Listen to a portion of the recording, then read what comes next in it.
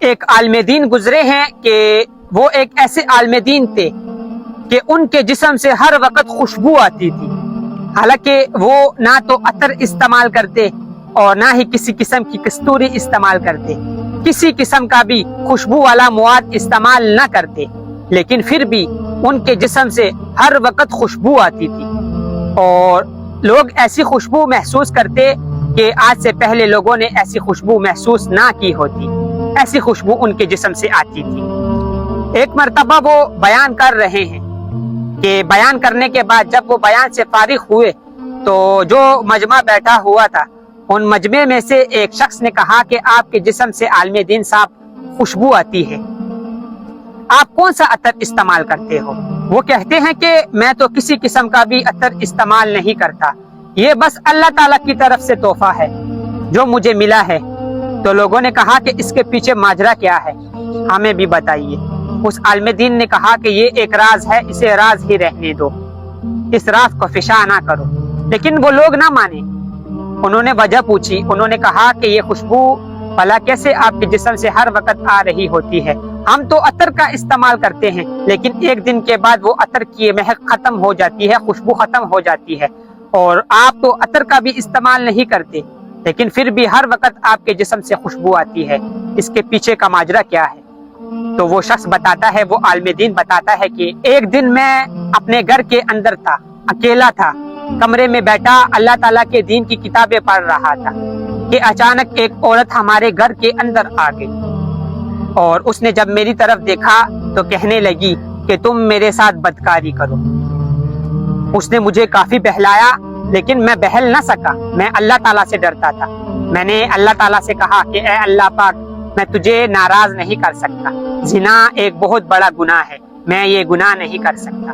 تو وہ کہتا ہے کہ اس عورت نے مجھے مجبور کر دیا، کہنے لگی اگر تم نے میرے ساتھ زنا نہ کیا، بدکاری نہ کی تو میں شور مچا دوں گی، پورے محلے کو بتا دوں گی کہ جسے تم اتنا پرہیزگار سمجھتے ہو وہ سب سے بڑا بدکار ہے۔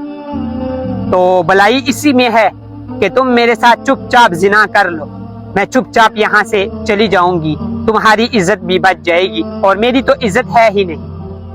تو وہ عالم دین کہتا ہے کہ میں کافی پریشان ہو گیا، میں اللہ تعالیٰ سے ڈرتا تھا، میں یہ گناہ نہیں کرنا چاہتا تھا۔ میرے محترم دوستو، آج اگر ہم سوچیں کہ ہم میں سے اگر کوئی ہوتا تو ہم تو کر لیتے یہ گناہ، کیونکہ ہم نے یہی بہانہ لگا دینا تھا کہ یار میرے پاس تو کوئی موقع نہیں تھا، میری تو عزت کا سوال تھا، اسی لیے میں نے یہ بدکاری کر لی۔ لیکن یہ بزرگ ایسے نہیں تھے، سنو وہ کیا کہہ رہے ہیں۔ تو وہ بزرگ کہتے ہیں کہ میں نے اس عورت سے کہا کہ چلو ٹھیک ہے، میں تمہارے ساتھ بدکاری کر لیتا ہوں، لیکن تم مجھے تھوڑا ٹائم دو، میں واش روم جانا چاہتا ہوں، میں واش روم سے واپس آ کر تمہارے ساتھ بدکاری کروں گا۔ تو وہ عورت کہنے لگی کہ ٹھیک ہے، تم چلے جاؤ واش روم۔ تو وہ عالم دین کہتا ہے کہ میں واش روم چلا گیا تو رونے لگا، اللہ تعالیٰ سے کہنے لگا کہ اے اللہ پاک، میں نہیں کر سکتا یہ بدکاری۔ تو وہ کہنے لگا کہ واش روم کے اندر جتنی بھی غلاظت تھی وہ سب کی سب میں نے اٹھائی اور اپنے جسم پر میں نے لگا دی، اپنے کپڑوں پہ لگا دی، وہ اس غلاظت سے اپنے آپ کو بھر دیا۔ تو جیسے ہی میں واش روم سے باہر آیا تو اس عورت نے جب میری طرف دیکھا تو وہ وہاں سے بھاگ گئی، کہنے لگی کہ تم تو دیوانے ہو، پاگل ہو، تم کتنے گندے ہو، جاؤ میں تمہارے ساتھ بدکاری نہیں کرنا چاہتی۔ اور وہ عورت وہاں سے چلی گئی اور اسی طرح میری اس سے جان چھوٹ گئی۔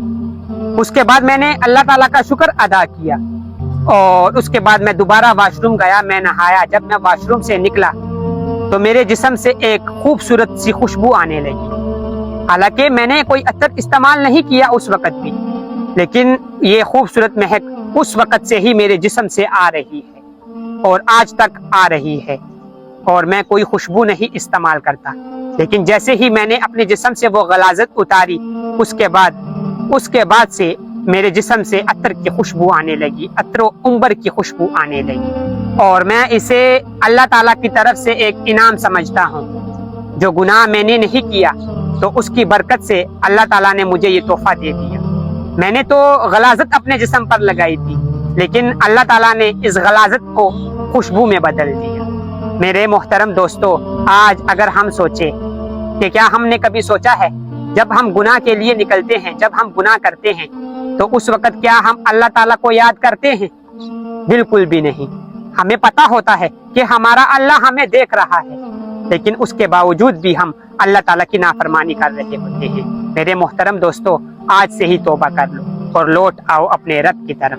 اور یہ ایک سچا واقعہ ہے. اس پیغام کو جتنا زیادہ شیئر کر سکتے ہو اپنے دوستوں میں کرو, تاکہ وہ بھی گناہ کی راہ کو چھوڑ کر صحیح راہ پر آ جائے, ایسی راہ پر آ جائے جو ہمیں جنت کی طرف لے جائے. جزاک اللہ.